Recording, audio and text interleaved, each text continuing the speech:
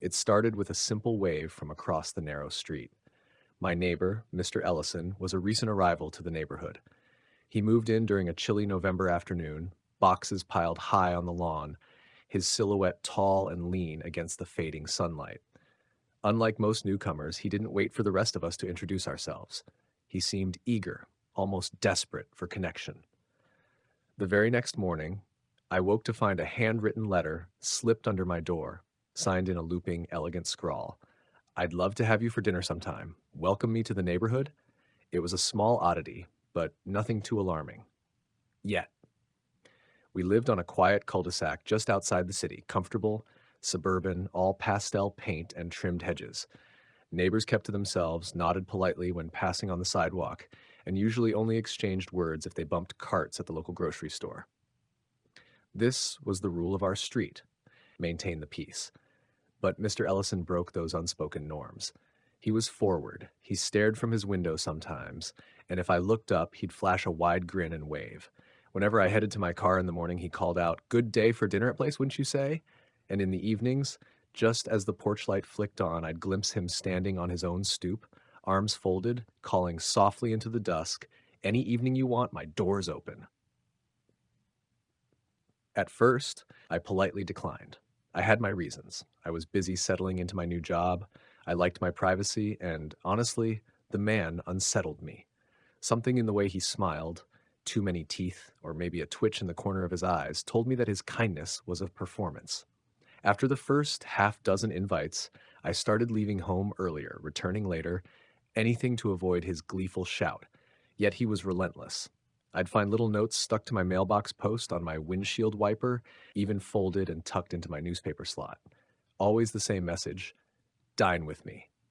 After weeks of this, I lost my patience and approached him in his front yard while he was pruning a strange, dark leaf plant I'd never seen before. I tried to turn him down firmly, asked him why he was so insistent. He just laughed, the shears in his gloved hands snipping the air absently. "Oh, it's nothing," he said. "I just love to meet my neighbors, share a meal, share stories. I import my foods from special places. It's quite a treat." The way he said special places sent a chill down my spine. Still, I brushed it off. I claimed I didn't have much free time, that I often worked late, and he only nodded and smiled, repeating softly, "Whenever you're ready, friend, whenever you're ready." 2 months passed like this. The invitations never ceased. If anything, they grew bolder. One morning, I found a small package on my doorstep. Inside, wrapped in coarse brown paper, was a chunk of what looked like dried meat and a note, "A taste test from my unique supplier."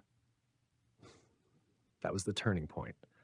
Appalled and unsettled, I decided I needed to put an end to this.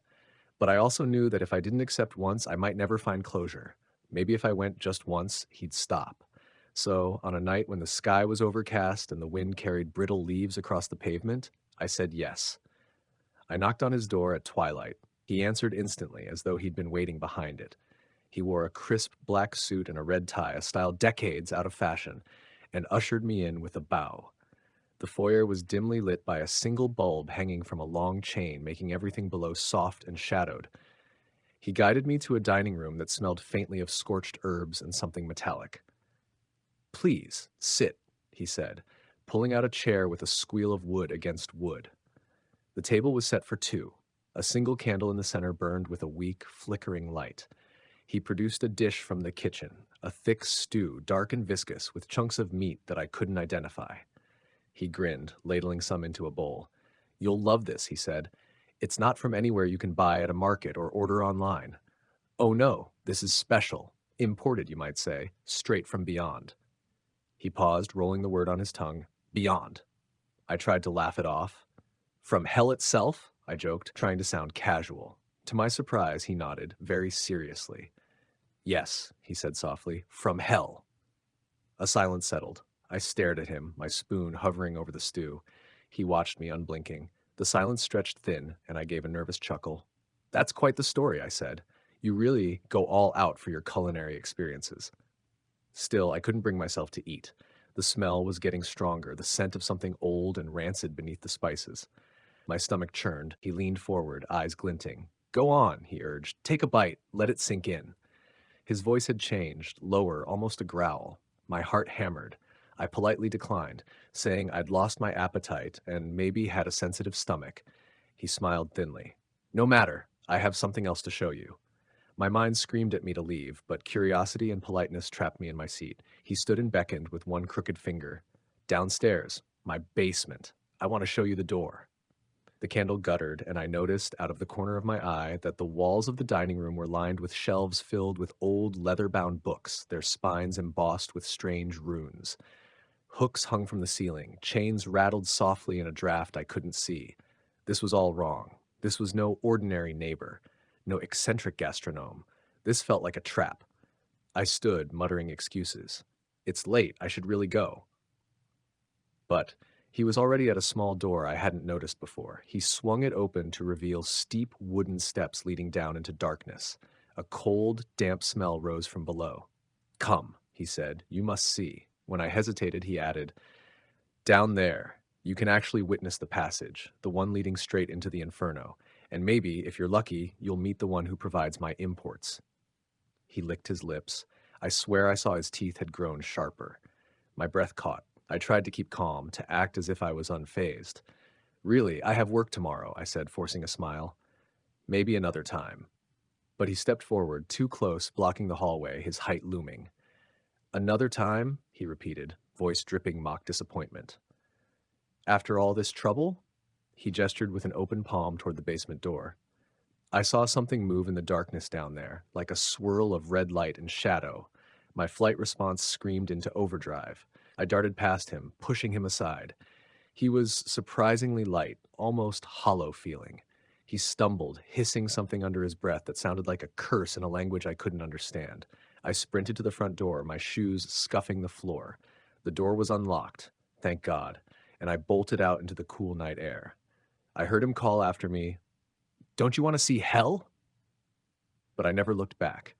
I rushed straight to a friend's apartment, nearly tripping over my own feet on the way. It took half an hour of walking because I didn't dare drive to my empty home. I needed human company. My friend, Mark, was startled but let me in. I slept over on his couch, my heart still racing, my mind replaying the images of that candlelit room, the strange stew, the basement steps disappearing into an impossible gloom. Mark tried to reassure me, said I must have imagined some of it. I wasn't convinced. In the days that followed, I avoided even looking at that neighbor's house. I considered calling the police, but what would I say? That he claimed to import food from hell? That he tried to lure me into a basement to meet the devil? They'd think I was insane. So I stayed away. I changed my schedule, left at dawn, came home well after midnight. Once or twice, I saw him watching from his window, a faint, tall shape in the lamplight. He didn't wave this time. A week passed.